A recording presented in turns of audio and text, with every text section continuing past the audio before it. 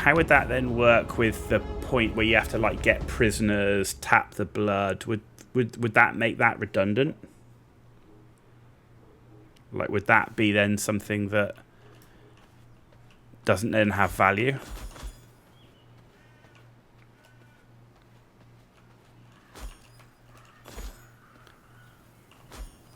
I think it would make players care more exiles considering the blood type as opposed to largely ignoring it.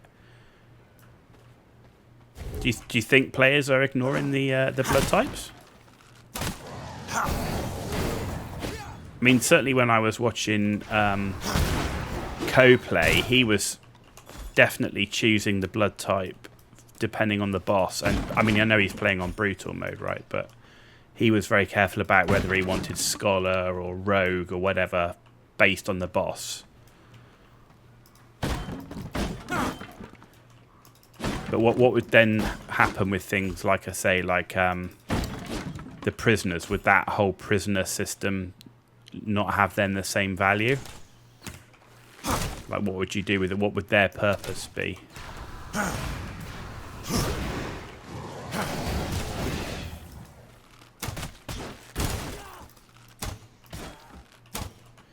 There is no space in my inventory. Okay, run out of inventory space. Okay.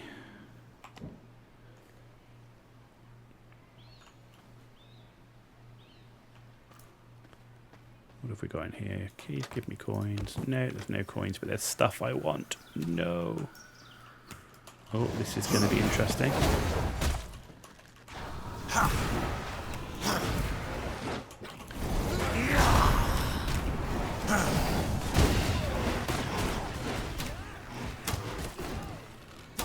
I love this army of the dead. There's no space in my inventory. I love it. Right, okay. What are we going to do? Let's get rid of that and that.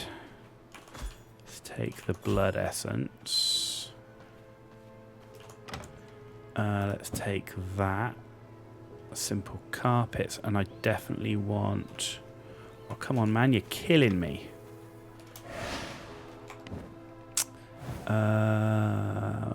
Let's get rid of the clay. Take the seed. I want that fish as well. Oh, I can fish the fish. That's fine. 38. I'm 2 coins short. 2 coins short. Right, let's see. Come on, you're going to drop coins. You know you want to give me coins. That would be negative. No. Right, where's the next bandit camp? Oh, come on, come on. Next bandit camp. There's one. The blood bonuses could remain identical to how they are now. The only change would be making the bonus additive. Okay. So then, like you say, then there wouldn't be any... That wouldn't then affect things like prisoners or anything else like that. I think the additive is a good idea. Do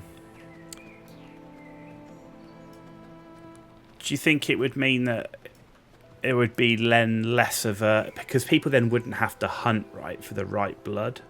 Because right now, when you want a high level, you have to go around hunting for it. You're almost hunting for that pure blood. Do you think that basically that reduces the farm? And how do you think that would affect PvP? Because I get if you're playing a game as a single player, that's one thing. But as PvP... you're competing with people for the high level blood. Do you think that would impact the PvP aspect of the game?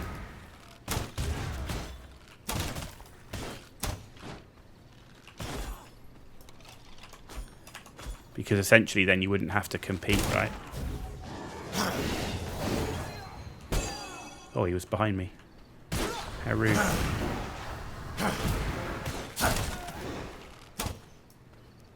But we do have a big old chest here.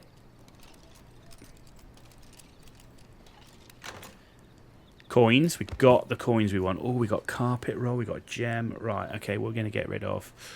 Let's get rid of stone, because I can get that anywhere. Right, frozen chill. Right, I can use that, so we can take that. Carpet roll. Get rid of the copper, maybe.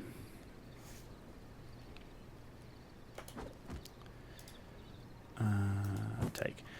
Is that really a positive addition to the player's experience hunting for the perfect blood? I think there are enough variables in PvP that who has a superior blood is not. Okay, yeah, I mean, I haven't played the PvP, so I can't say. I just didn't know if that was an intended part of the game aspect, is to I must make room if I want provide competition in PvP. I must make room if I want to carry that.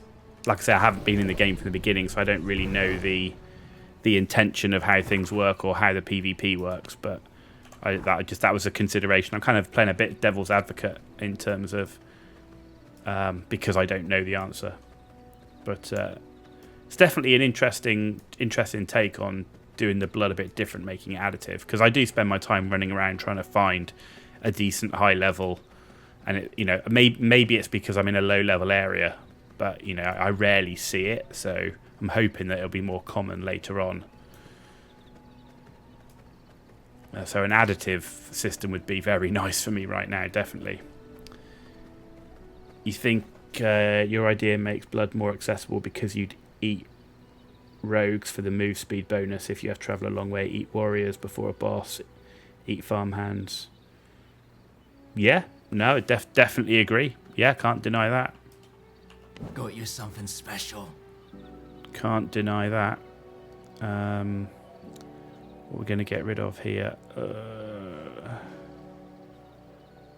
get rid of that. Take the boots. Okay, let's head back to our castle. You think it would be... Yeah, I think that's definitely an interesting idea. I mean, is that an idea that you submitted to the devs? Because from what I've seen, the devs are pretty open. But, I mean, obviously now the game's out of early access, how much they would change it, I think is debatable. But it certainly seemed popular, so, maybe there is more to come. I don't know. It has flaws, but logically it doesn't be better than existing. Yeah, no, absolutely. No. Is there a perfect model? No. I don't think there is anything that anyone can say is a perfect model, but definitely a suggestion for the devs, without a doubt.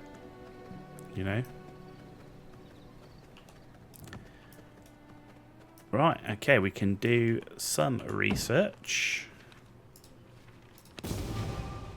What else have we got? Simple carpets. So vases we've got. So I can chew that up, and merciless copper axe I've got as well. So we can chew those up for the paper.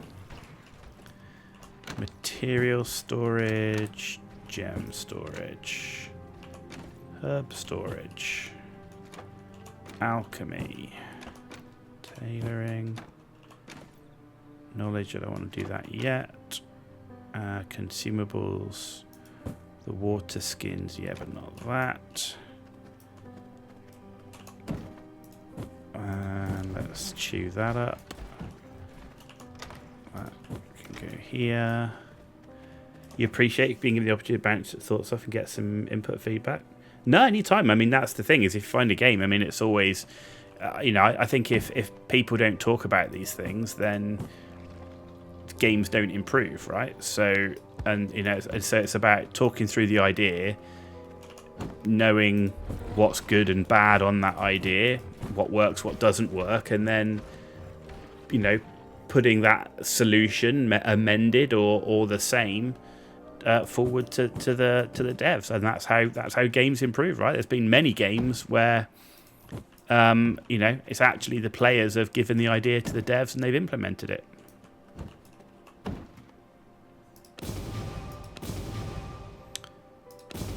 Okay, what do we get there? We got gravel paths. Right. We got enchanted brew. Increased spell power. Okay, cool. You've seen many instances of that in Deep Rock Galactic. Yeah, I think if you've got a good set of devs who are open and everything, then absolutely, it's that's the best way to improve the game is from the players. So, right, build. We're going to build the Merciless Copper Spear because we now have that. So I need 2 crude emerald. I've never played Deep Rock Galactic, I have to say. I've heard good things about it. How many whetstone? 12 whetstone. And 4 leather.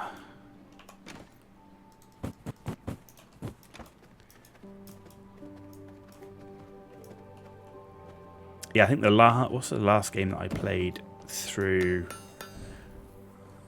Obviously, I've been playing quite a bit of Baldur's Gate, but the last game I kind of played through full on to completion was Subnautica. Oh, and Planet Crafter. I actually the Planet Crafter was the last game I fully completed. Right, so I've got Shadewalker gloves and Shadewalker boots. Right, but I want to keep the Grim Ranger set is gloves and boots as well. I need to get the trousers. That's a shame. I'm going to go for the movement speed though. So I need Night Stalker gloves and boots, which is leather and coarse thread. So let's take all the leather and coarse thread, and then the Shadewalker is going to be copper ingots. Hopefully we've got enough leather. Do you mind if you ask specifically what motivated you to begin streaming and what your goals are regarding streaming? Well, so I have a normal day job, so streaming isn't my source of income. So for me, it's fun. It started a while back when I was streaming World of Tanks a little bit, and then Mech Warrior. But I've quickly, World of Tanks I played since I was beta testing it, so I played that for years on and off. It's a very frustrating game that's become very gacha in its loot boxes. Mech Warrior is just kind of a dead game. So I did that just because I was with friends and was interested in the themes. That's when I started streaming. Then I moved country, so I wasn't able to stream for quite some time.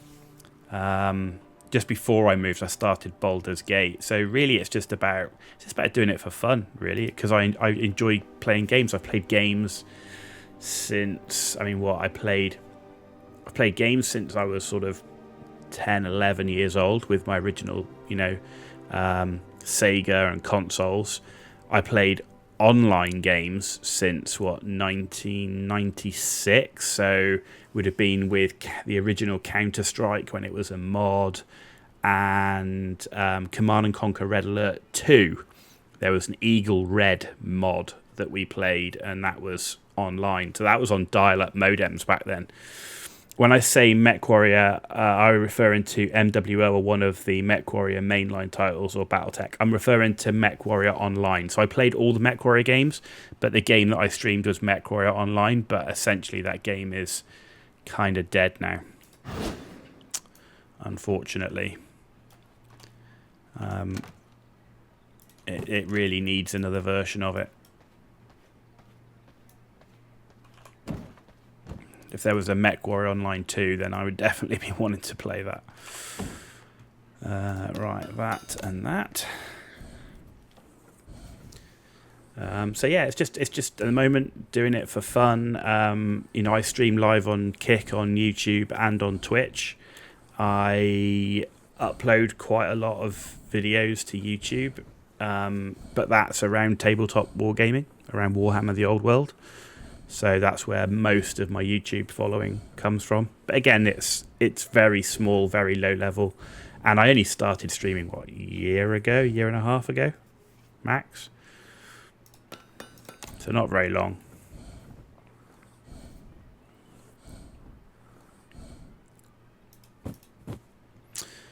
Okay, gloves, boots, and that gets us the movement speed. So we can put those away for now. So yeah, that's kind of where I am, where things are. You know, I love playing games. I've played video games my whole life. I've been in clans. I competed at Counter-Strike. I was in the clan base league. I was in the enemy down ladders. I played joint operations, Typhoon Rising in a clan. I was the training officer for a Call of Duty 4, the original Modern Warfare clan, for competing with that. With Genesis Knights. We got Marco Bojanovsky just subscribed. Thank you very much for the subscribe to Twitch. I hope you're enjoying the show. Hope you're enjoying V Rising. You played MWO for years on end, enjoyed brawler builds, found them to be hard counter to the meta setups. So ER large laser.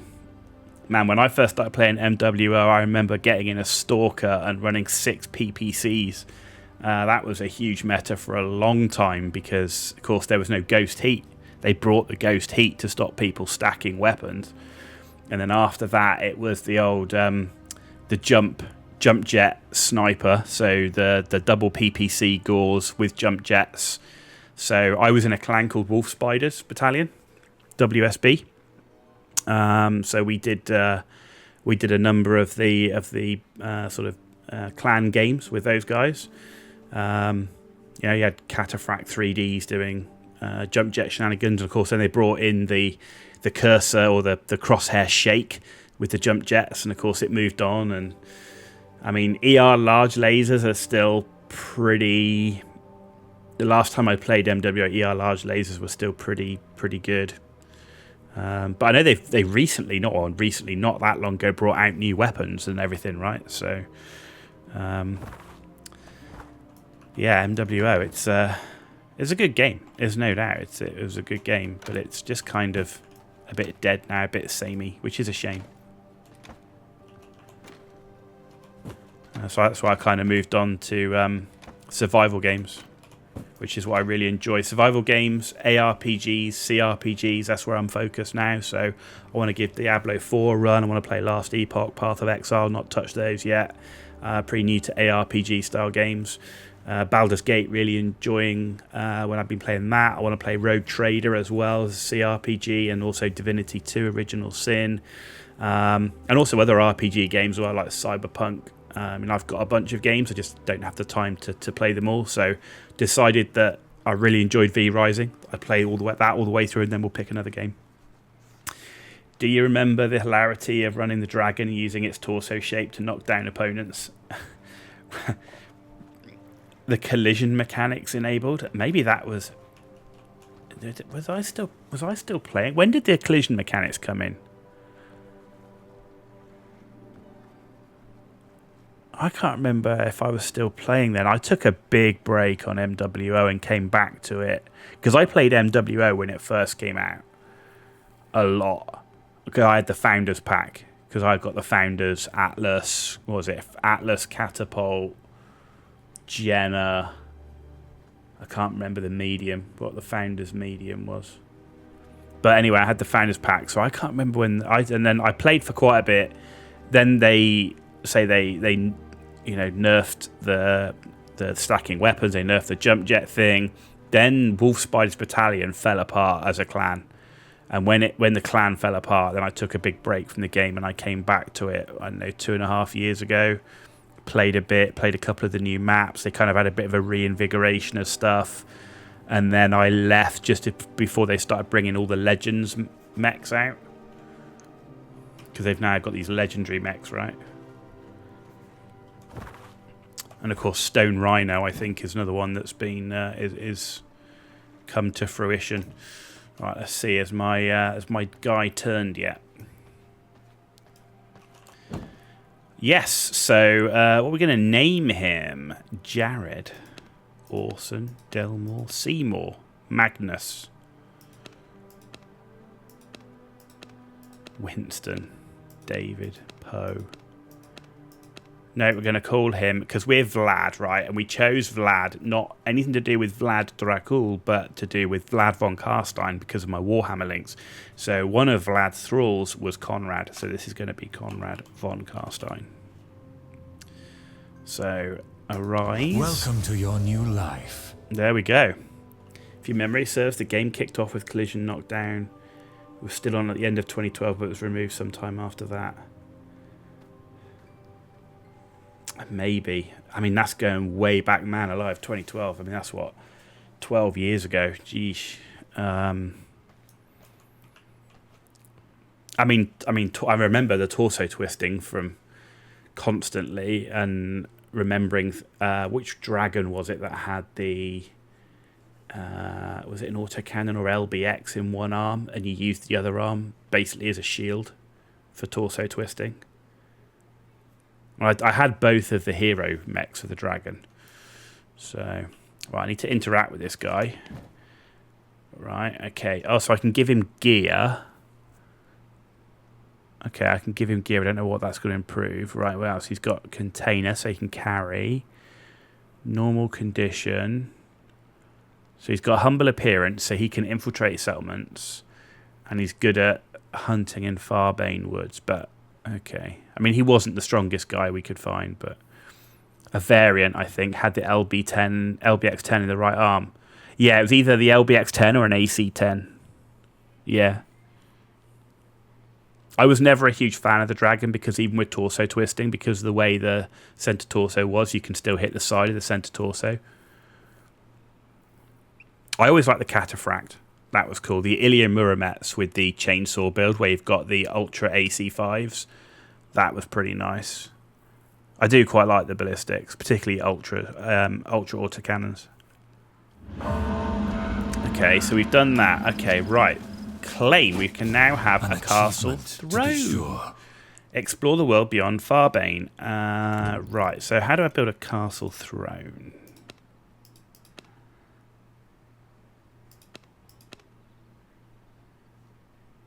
Castle throne.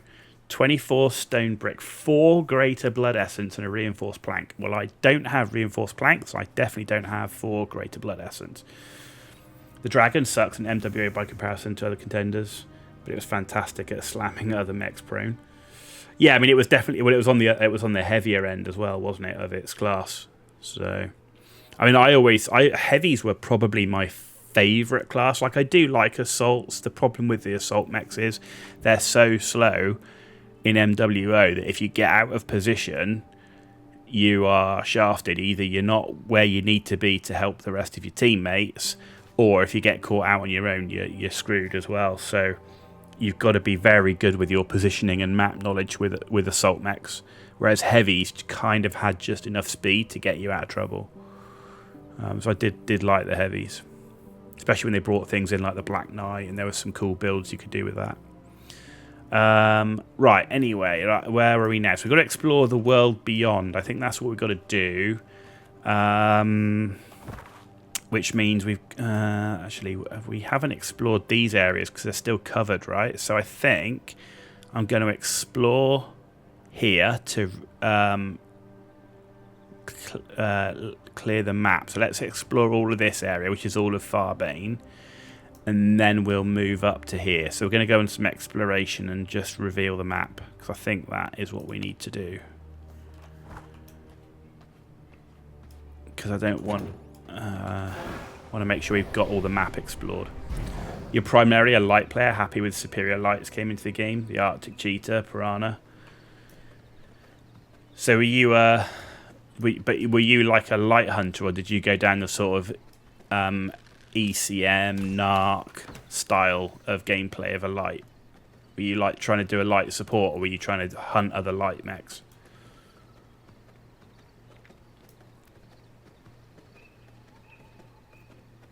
I mean, when I was doing clan matches with Wolf Spiders, the Jenna was the go-to. We always had like a couple of Jennas and a Spider. One of the guys just loved playing the Spider.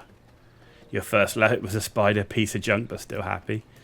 It's good for recon though. When we were playing in clan, the spider was like amazing for recon. And you could, I think was the build you could get like the spider with like 1 PPC on it, if I remember. I don't know, it's such a long time ago. Maybe it's with the, maybe that was newer when you get, because they got light PPCs now, right? So you can get some light mechs that can carry a single light PPC.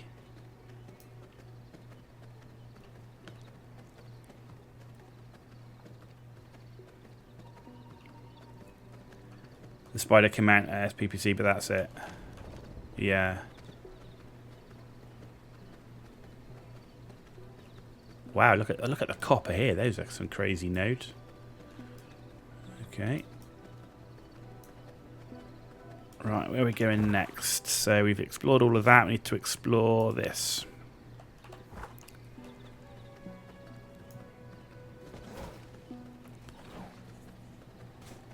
As for said, depending on the roles, look and feel around very different sets of solo queue versus group. Did you do much group stuff? Because, I mean, when Wolf Spiders fell apart and I stopped playing, when I came back, I just played solo queue. The problem with solo queue is it's not dedicated solo queue, right? It's the groups just dominate. So if you go in as solo and you come up against 4-man groups, you just get shafted. That's one of the biggest problems. In fact, that was one of the reasons I even stopped playing, because the game's so dead that you end up basically playing it. There's so few people playing that you end up playing against the same 4-man group, and it's a 4-man group of elite players. You know, when you're in tier 1, because I got to tier 1 and it was, I don't really want to play meta setups only, which you kind of have to when you're coming up against elite 4-man groups, and you're in a team of people who aren't playing together. Not with any big clans, with friends. Top tier play was boring. Nothing beats the chaos of noob tier. I agree. Like, one of the worst things was getting to tier 1. Actually, you end up playing and I end up getting to tier 1, and actually it took all the fun out of it, because as soon as you wanted to play a build just for the fun of it and have, you know, play around with the different weapons and everything, you just get crushed, because everyone you play against has meta builds. You've got all these clan players and high-end clan players playing in the solo pickup queue, and they just annihilate everybody with these meta builds, which you can take, but that's not fun just to play this. Some people, they just play the same build over and over and over. It's like, oh, yeah, that wasn't me. As somebody that's actually played the other MechWarrior games, has played tabletop as well. You know, I enjoy the customization of MechWarrior, so when you get locked into only playing meta builds, that sucks.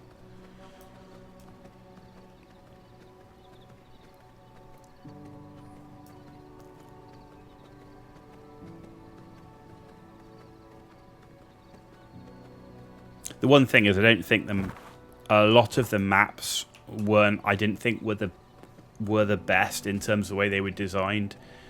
You know, especially when you have the whole, like you say, with the noobs playing and stuff like that, or the lower tiers playing, you end up with, you know, this rotation going on where people are just running around in a circle, and then, you know, eventually the heavies or the assaults get left behind on one team, get crushed, and then it's game over. Which became a bit of a problem. Tier 1 sucked because everyone learned what you need to do to survive. Super tuned cash shop kits with ECM cover. I have to say, I didn't feel like MWO, certainly when I came back to it in the last couple of years, didn't feel very pay to win. Like, I never felt that was like a major thing in the game. Like, the hero mechs, by and large, didn't seem like a major issue. I know there was a little bit on the clans because you wanted a particular, like, omnipod or something, or particular, yeah. But I never really kind of felt like MechWarrior Online was pay to win.